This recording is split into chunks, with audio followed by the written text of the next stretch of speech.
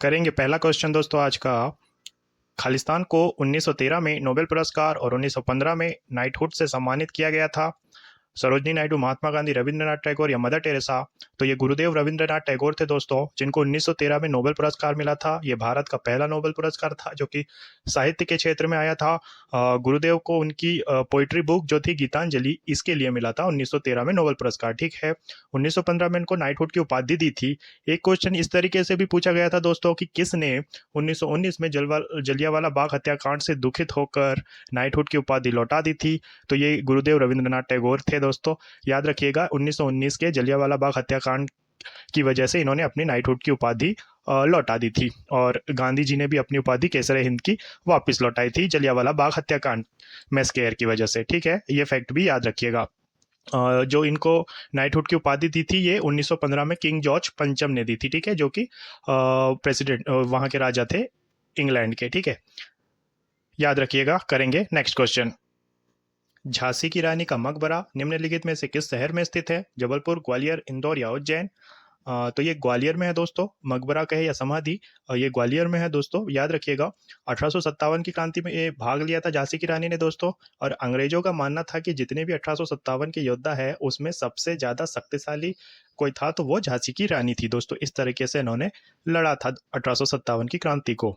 और इनका जन्म कहाँ हुआ था ये भी पूछा जाता है दोस्तों। तो ये बनारस में हुआ था इनका जन्म। याद रखिएगा, काशी में मणिकर्णिका घाट भी है, अगर आपने न्यूज़ में सुना होगा तो रिसेंटली इसका इनॉग्रेशन मोदी जी ने किया था। ये भी याद रखिएगा। केबीसी में एक प्रश्न एक बार पूछा गया था दोस्तों कि इनका शादी से पहले क्या नाम था या क्या सरनेम था। तो इनके पिता थे मोरोपंत तांबे, है ना, तो इनका सरनेम था तांबे। अगर कभी बन जाए तो याद रख लीजिएगा। और इनका नाम तो मणिकर्णिका था, आप ये जानते ही होंगे। ठीक है, ये कुछ फैक्ट्स भी इंपॉर्टेंट होते हैं, साथ ही साथ में इन्हें भी ध्यान से सुना करिए, और पॉसिबल हो तो नोट कर लिया कीजिए, ये इंपॉर्टेंट होते हैं। नेक्स्ट है, हैदराबाद का रियासती राज्य वर्ष खालिस्तान में भारतीय संघ में शामिल किया गया था। 1950, 1952, 1948 या 1963 में। तो देखिए, 1947 में जब देश आज़ाद हुआ तो कई सारी रियासतें तो खुद ब खुद भारत के साथ शामिल हो गई थी, लेकिन हैदराबाद एक ऐसा कुछ रियासतों में से ऐसा था जो कि भारत के साथ उस समय शामिल नहीं हुआ था। तो 1948 में जो सरदार वल्लभ भाई पटेल थे, जो कि रियासतों का एकीकरण कर रहे थे, उन्होंने ऑपरेशन पोलो चलाया, और ऑपरेशन पोलो के तहत हैदराबाद को भारत में मिलाया था। ठीक है, 1948 में ये फिर भारत में शामिल हो गया। इन्होंने निजाम जो थे वहाँ के हस्ताक्षर कर दिए थे भारत के साथ एकीकरण में। और जब 1956 में आया राज्य पुनर्गठन अधिनियम, तो हैदराबाद को आंध्र प्रदेश में मिला लिया गया था उसके तहत। ठीक है, फैक्ट सारे इंपॉर्टेंट है, याद रखिएगा। और जीके पढ़ने का यही तरीका है कि सेलेक्टेड कंटेंट उठाया और उससे रिलेटेड जितने भी इंपॉर्टेंट फैक्ट्स हैं उनको कवर किया। नेक्स्ट देखेंगे, 18वीं शताब्दी में ब्रिटिश अभिलेखों में रैयत का क्या अर्थ था? किसान, बुनकर, व्यापार या जॉबर्स। तो देखिए, ये जो रैयतवाड़ी व्यवस्था है ये 18वीं शताब्दी में लेकर आए थे ब्रिटिश लोग। इसमें क्या होता था, ये रैयत का मतलब किसानों से था दोस्तों। ठीक है, जो किसान होते थे, उनकी जो भूमि वगैरह है, उनकी उसकी बिक्री वगैरह, या उनको किसी को देना है पट्टे वगैरह के इस टाइप से, तो ये सब व्यवस्था जो थी रैयतवाड़ी प्रणाली में थी। ठीक है, इसमें रैयत का शब्द था किसान। इसमें क्या होता था कि एक निश्चित टैक्स देना पड़ता था ब्रिटिश लोगों को किसानों के द्वारा, और अगर वो टैक्स देते थे तो पूरा जो भूमि का स्वामित्व था वो किसानों के पास ही रहता था। ठीक है, तो ये जो रैयत शब्द है ये इसका मतलब ही किसान या कृषक ही हुआ करता था। ठीक है, याद रखिएगा। नेक्स्ट देखेंगे, निम्नलिखित में से किस वर्ष में जापान ने भारत पर आक्रमण किया जिसके परिणाम स्वरूप इम्फाल का युद्ध हुआ था? 1944, 1901, 1862 या 1899। तो जब 1944 में दोस्तों द्वितीय विश्व युद्ध चल रहा था, तो उसमें क्या था कि दो भागों में विभाजित थे देश। एक मित्र राष्ट्र थे जिसमें कि ब्रिटेन था, अमेरिका था, फ्रांस थे, इस टाइप के। और एक धुरी राष्ट्र थे जिसमें थे जापान, इटली, जर्मनी वगैरह, है ना। तो जो ब्रिटेन का यहाँ पर स्वामित्व था भारत में, तो इसलिए जापान ने भारत के इम्फाल पे आक्रमण कर दिया था। ठीक है, इम्फाल का युद्ध हुआ था 1944 में, यह याद रखिएगा। और ये इस टाइप के युद्ध और इसी की का नतीजा दोस्तों जापान को बहुत बुरी तरीके से उठाना पड़ा था। 1945 में इसके ऊपर अमेरिका परमाणु बम गिरा देता है। 6 अगस्त और 9 अगस्त 1945 में इस पे परमाणु हमला होता है नागासाकी और हिरोशिमा पे, याद रखिएगा, इंपॉर्टेंट है। नेक्स्ट है, किसने प्राचीन ग्रंथों के आधार पर विधवाओं के पुनर्विवाह का समर्थन किया था? नारायण गुरु, पंडिता रमाबाई, ईश्वर चंद्र विद्यासागर या राजा राम मोहन राय?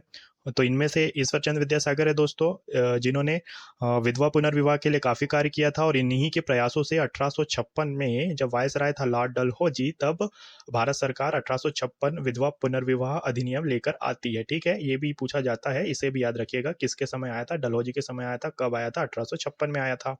और जो चीज़ याद रखना है कि इन्होंने बाल विवाह के अगेंस्ट भी काफ़ी वर्क किया था। ठीक है, और ये जो ईश्वर चंद्र विद्यासागर जी का जो ये है ना विद्यासागर, ये इनको मिली हुई उपाधि है दोस्तों।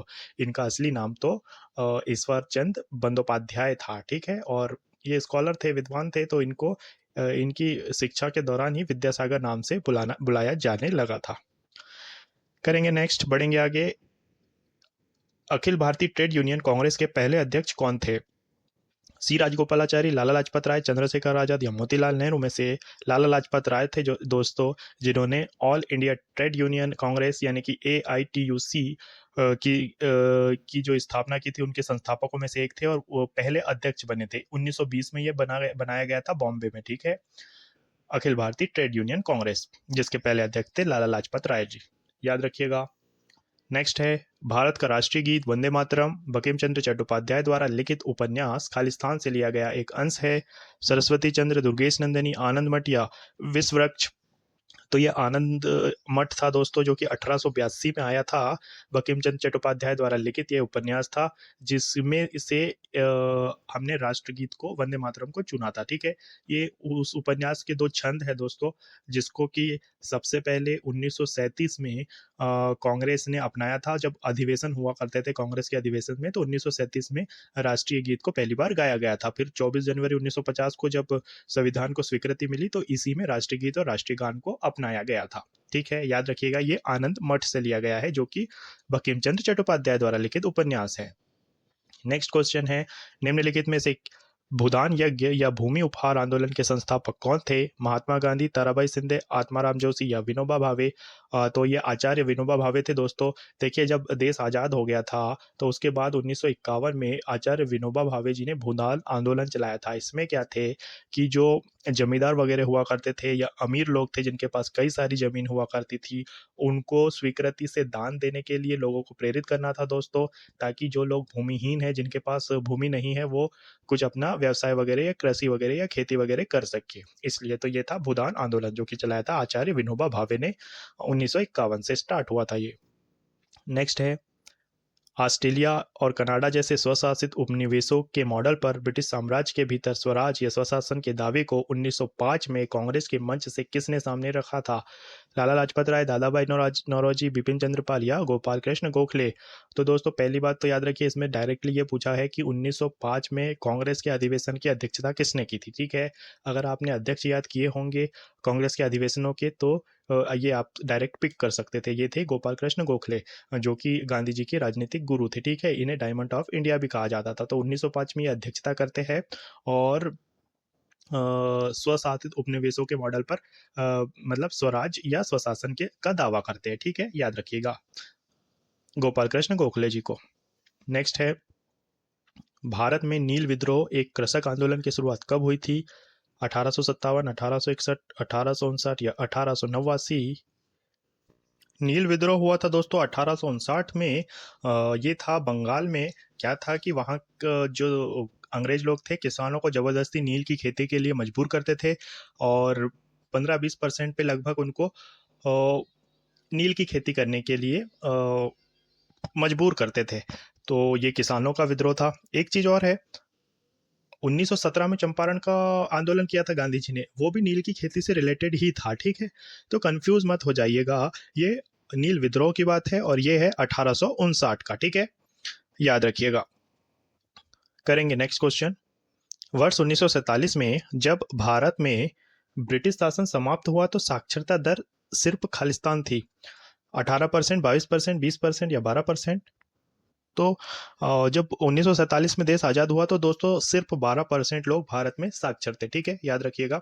उस समय जनसंख्या लगभग थी 35-36 करोड़। ठीक है, तो 35-36 करोड़ का 12%, यानी कि 12 चौक लगभग 4 करोड़ के आसपास लोग शिक्षित थे उस समय भारत में। ठीक है, याद रखिएगा 12%। वर्तमान में कितनी है दोस्तों, ये जरूर से कमेंट करके बताइएगा। नेक्स्ट क्वेश्चन करेंगे, सोशल सर्विस लीग की स्थापना बॉम्बे में किसके द्वारा की गई थी? मानवेंद्र नाथ रॉय, गोपाल कृष्ण गोखले, नारायण मल्हार जोशी या महादेव गोविंद रानाडे? तो ये थे दोस्तों नारायण मल्हार जोशी जी, ठीक है। ये भी भारतीय ट्रेड यूनियन के नेता थे और इन्होंने सोशल सर्विस लीग की स्थापना की थी 1911 में, ठीक है। याद रखिएगा इनको, नारायण मल्हार जोशी जी को सोशल सर्विस लीग की स्थापना के लिए, जो कि बॉम्बे में हुई थी 1911 में।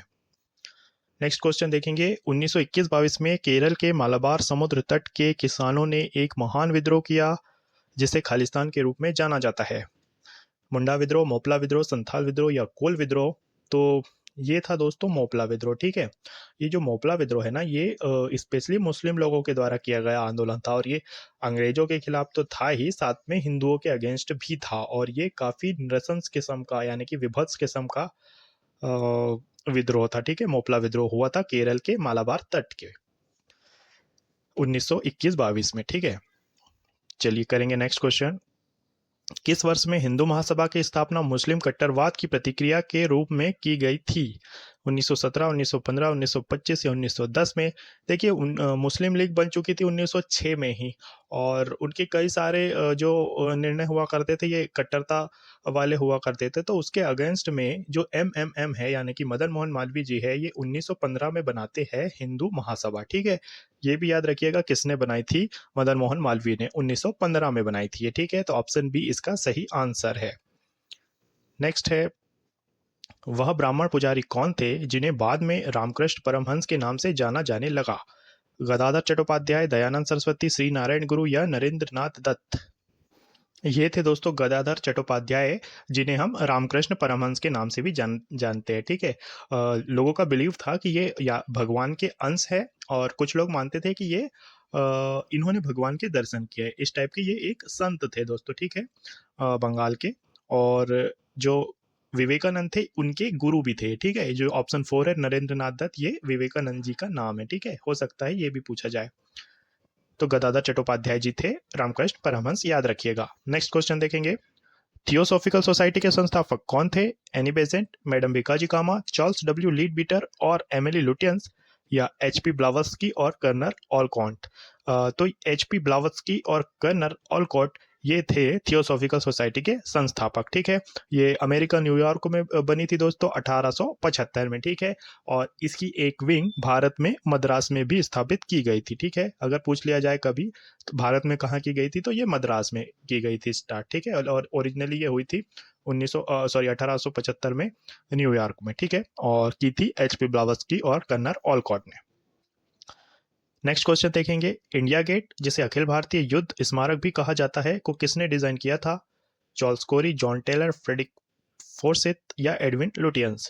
तो एडविन लुटियंस थे ये दोस्तों, ये अंग्रेज वास्तुकार थे एक, इन्होंने बनाया था, इंडिया गेट को डिजाइन किया था। और जो राष्ट्रपति भवन है उनको भी एडविन लुटियंस ने ही डिजाइन किया था, ठीक है। याद रखिएगा ये भी पूछा जाता है।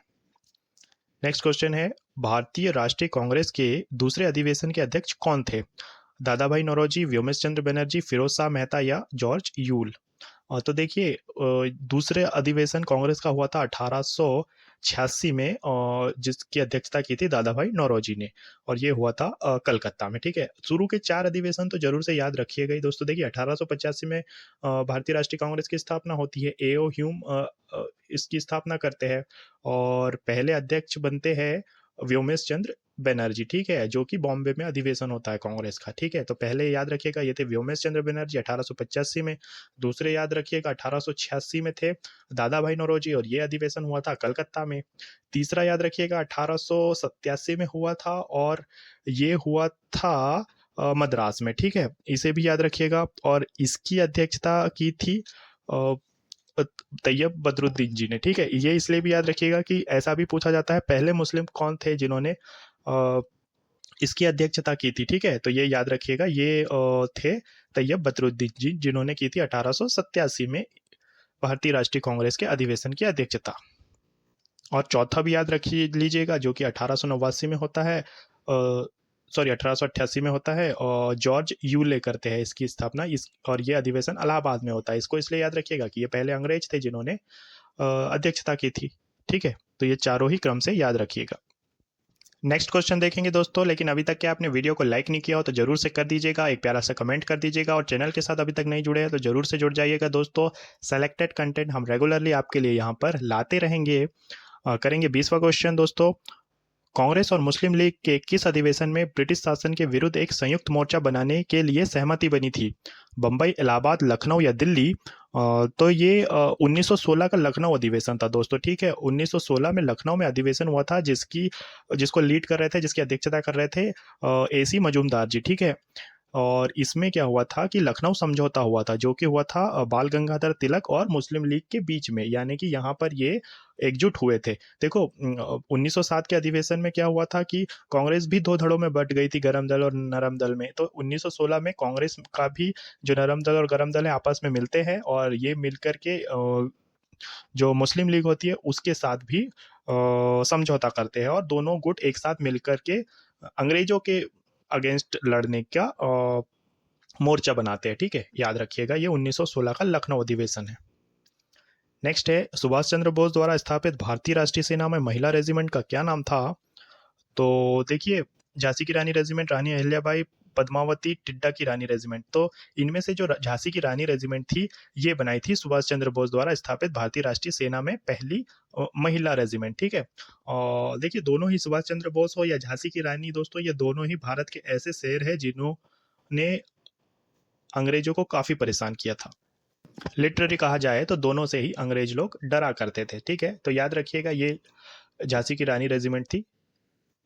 नेक्स्ट है, मोतीलाल नेहरू और सी आर दास ने किस आंदोलन के दौरान अपनी वकालत छोड़ दी थी? स्वाभिमान आंदोलन, भारत छोड़ो आंदोलन, असहयोग आंदोलन या सविनय अवज्ञा आंदोलन? तो असहयोग आंदोलन था दोस्तों, 1920 से 1922 तक के चला था ये। तब इस आंदोलन के दौरान मोतीलाल नेहरू और सी आर दास ने वकालत छोड़कर असहयोग आंदोलन में पार्टिसिपेट किया था। यह गांधी जी द्वारा चलाया गया था दोस्तों।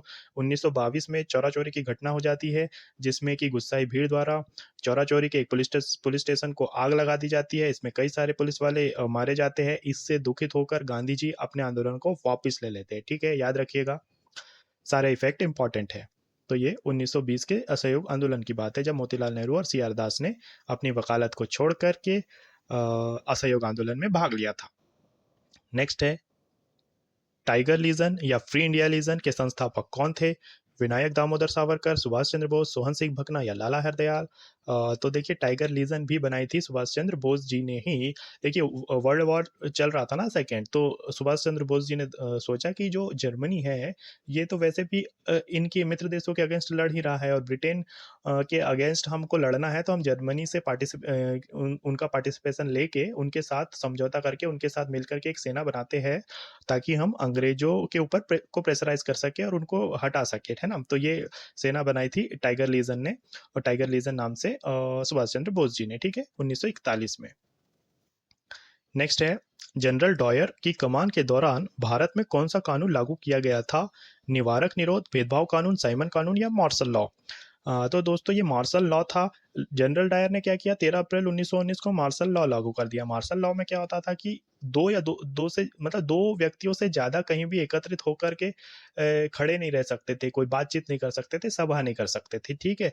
इसको जैसे समूह बना करके एक स्थान पर खड़े रहने को निषेध करता था ये मार्शल लॉ। तो इसी के मार्शल लॉ का यूज करते हुए इसने क्या कर दिया, जलियांवाला बाग हत्याकांड कर दिया। ये जो वैसाखी के दिन जलियांवाला बाग में एक सभा हो रही थी, वहां पे कई सारे लोग उपस्थित थे, तो वहां पर जनरल डायर आया और अपने सैनिकों को अंधाधुंध गोलियां चलाने का आदेश दे देता है। 13 अप्रैल 1919 के दिन की बात होती है। इस मैस्केयर में माना जाता है कि 1000 लोग लगभग मारे गए थे। और दोस्तों, ये बहुत विभत्स मतलब ये था। देखो, एक ही एंट्री एग्जिट पॉइंट एक ही था, और उसको घेर लेता है ये जनरल डॉयर और चला देता है मनमाने गोलियां। तो लोगों के पास कोई चारा नहीं बचता है, वो इधर उधर भाग दौड़ करते हैं, अफरा तफरी मच जाती है। वहां पर एक कुआं होता है, कई लोग उसमें कूद जाते हैं, तो इस तरीके से कई लोग उसमें मारे जाते हैं। फिर इसका बदला दोस्तों 1940 में लिया था उधम सिंह ने। अगर वो मूवी आपने देखी होगी उधम सिंह करके, तो उसमें है कि जनरल डायर को इन्होंने गोली मारी थी लंदन में, ठीक है। और इसीलिए कि जलियांवाला बाग हत्याकांड का दोषी था। आप देखिए, एक व्यक्ति जिसने हजारों लोगों की जान ली, वो स्वतंत्र बैठा था लंदन में 1940 में, और 1940 में जब उधम सिंह उसको जाके गोली मार देते हैं, तो उनको उसी साल में फांसी दे दी जाती है। तो इतना क्रूर किस्म का ये ब्रिटिश कानून वगैरह था दोस्तों, ठीक है। करेंगे नेक्स्ट। जुलाई 1947 में ब्रिटिश संसद ने भारत के लिए एक स्वतंत्रता विधेयक पारित किया, तब ब्रिटेन का प्रधानमंत्री कौन था? क्लेमेंट एटली, नेविल चेम्बरलेन, रामसे मैकडोनाल्ड या विंस्टन चर्चिल? तो देखिए, जब 1947 में भारत आजाद हो रहा था, तब ब्रिटिश का जो प्रधानमंत्री था वो था क्लेमेंट एटली। ठीक है, याद रखिएगा इसे, कई बार पूछा जाता है ये। नेक्स्ट है, निम्नलिखित में से कौन कैबिनेट मिशन योजना 1946 का मंत्री नहीं था?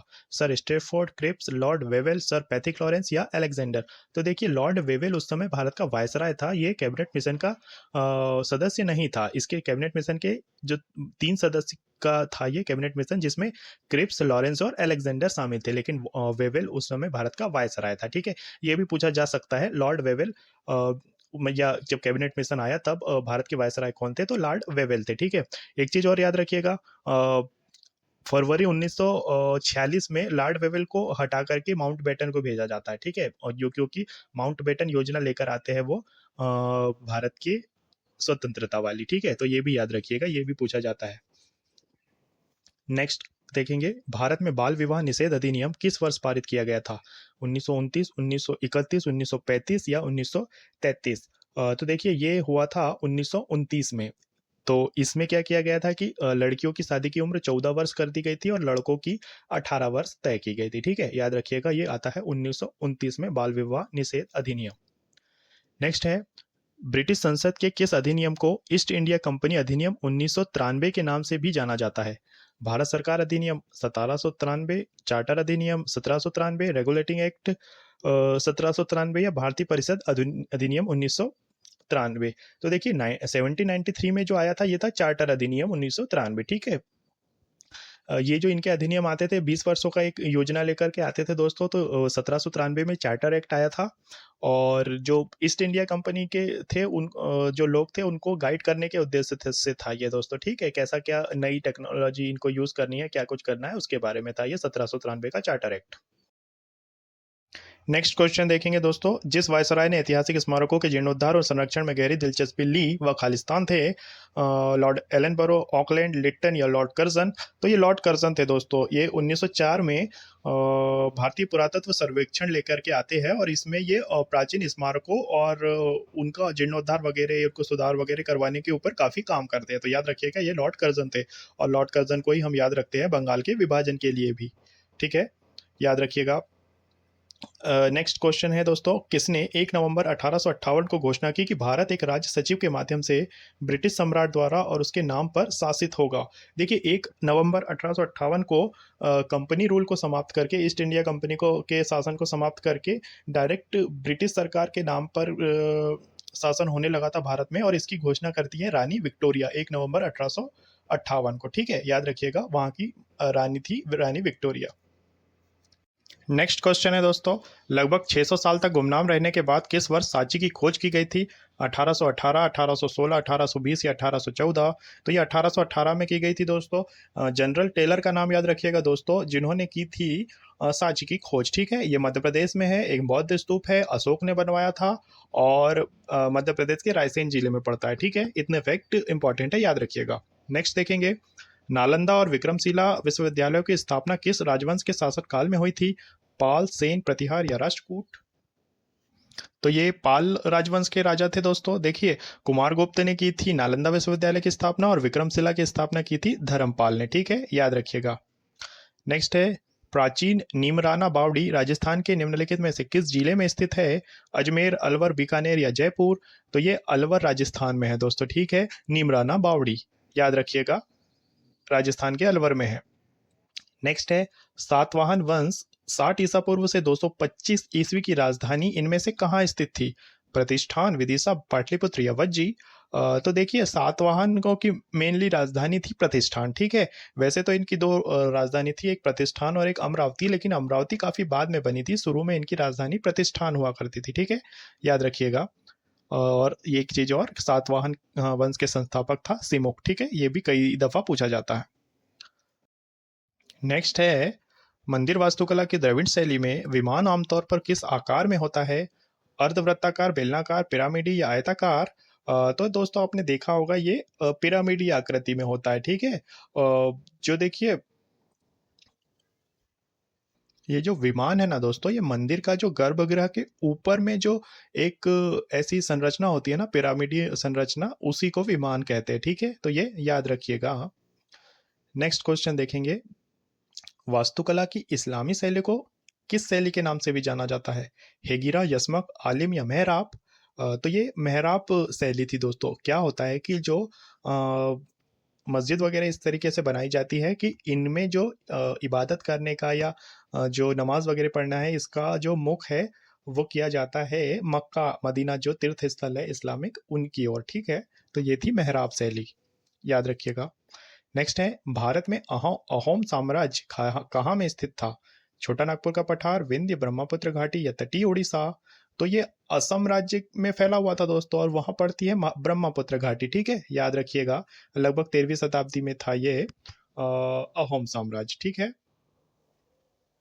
नेक्स्ट क्वेश्चन देखेंगे दोस्तों, प्रसिद्ध संगीतकार तानसेन के गुरु कौन थे? रविदास, कालिदास, सूरदास या स्वामी हरिदास?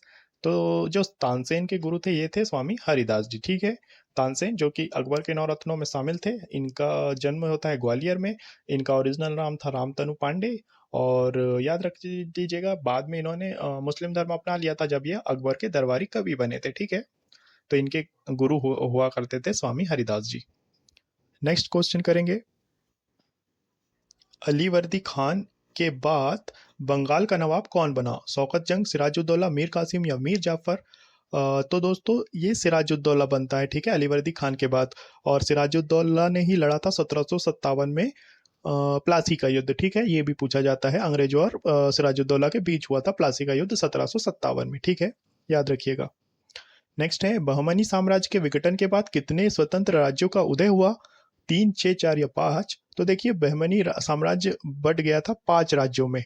ये 5 राज्य कौन कौन से थे, ये भी पूछा जाता है, तो इन्हें भी सुन लीजिए, याद रखिएगा। बीजापुर, बेरा, बीदर और गोलकुंडा और अहमदनगर। ठीक है, ये 5 क्षेत्र थे जिसमें कि बहमनी साम्राज्य बट गया था। नेक्स्ट देखेंगे, टीपू सुल्तान की मृत्यु किस वर्ष अपनी राजधानी श्रीरंगपट्टनम की रक्षा करते हुए हुई थी? 1799, 1802, 1392 या 1794 में? तो 1799 में दोस्तों तीसरा एंग्लो मैसूर युद्ध हुआ था, जिसमें टीपू सुल्तान की मृत्यु होती है। ठीक है, याद रखिएगा, और इसकी राजधानी श्रीरंगपट्टनम थी, ये भी याद रखिएगा। नेक्स्ट है, वर्साई की संधि किस वर्ष हुई थी? 1921, 1919, 1933 या 1940? तो 1919 में वर्साई की संधि होती है, और इसी संधि के साथ पहला विश्व युद्ध समाप्त होता है। ठीक है, जर्मनी की हार होती है ना बुरी तरीके से, तो जर्मनी को वर्साई की संधि पर हस्ताक्षर करना होता है, और इस पे ऊपर कई सारा एक तरीके से कर्ज या टैक्स वगैरह जो लगाया जाता है, वो जो भी युद्ध का में नुकसान हुआ उसकी वजह से। ठीक है, और ये होती है 28 जून को 1919 को वर्साई में, इसीलिए इसको वर्साई की संधि कहते हैं। नेक्स्ट है, किस पेशवा ने ईस्ट इंडिया कंपनी के साथ बेसिन की संधि पर हस्ताक्षर किए थे? रघुनाथ राव, नारायण राव, बाजीराव द्वितीय या माधव राव? तो जो ये वसई की संधि या बेसिन की संधि पर हस्ताक्षर करते हैं, ये थे बाजीराव दी सेकेंड। ठीक है, ये काफी फेमस थे द्वितीय पेशवा दोस्तों, याद रखिएगा, इनका नाम अक्सर पूछा जाता है, राव पंडित पंडम। ठीक है, और इन्हीं के पुत्र थे नाना साहब, जो कि 1857 में भाग लेते हैं 1857 की क्रांति में। ठीक है, नेक्स्ट क्वेश्चन देखेंगे, पानीपत के तृतीय युद्ध के दौरान मुगल सम्राट कौन था? Akbar the second, Shah Alam second, Bahadur Shah प्रथम या बहादुर शाह जफर? तो ये थे शाह आलम द्वितीय। ठीक है, जो कि पानीपत की तृतीय युद्ध के समय मुगल सम्राट थे। 1761 में हुआ था पानीपत का तृतीय युद्ध, है ना, ये भी याद रखिएगा, मराठा और अहमद शाह अब्दालियों के बीच में। ठीक है, नेक्स्ट है, विजयनगर साम्राज्य में व्यापारियों के स्थानीय समुदाय को खालिस्तान के रूप में जाना जाता था? राजवरुस, नरपति, कुदिराई चेट्टीस या गजपति? तो जो व्यापारियों के समुदाय थे, इनको कहा जाता था कुदिराई चेट्टीस। ठीक है, घोड़ा व्यापारी विशेषता, याद रखिएगा। नेक्स्ट क्वेश्चन है दोस्तों, किस युद्ध के कारण विजयनगर साम्राज्य का पतन हुआ? रायचूर का युद्ध, हल्दीघाटी का युद्ध, तालीकोटा का युद्ध या आरकोट का युद्ध? तो ये तालीकोटा का युद्ध था दोस्तों, 1565 में लड़ा गया, और इसके बाद विजयनगर साम्राज्य का पतन हो गया था। ठीक है, याद रखिएगा। तालीकोटा के युद्ध को राक्षसी तांगड़ी के नाम से भी जानते हैं। ठीक है, ये भी पूछा जाता है, याद रखिएगा।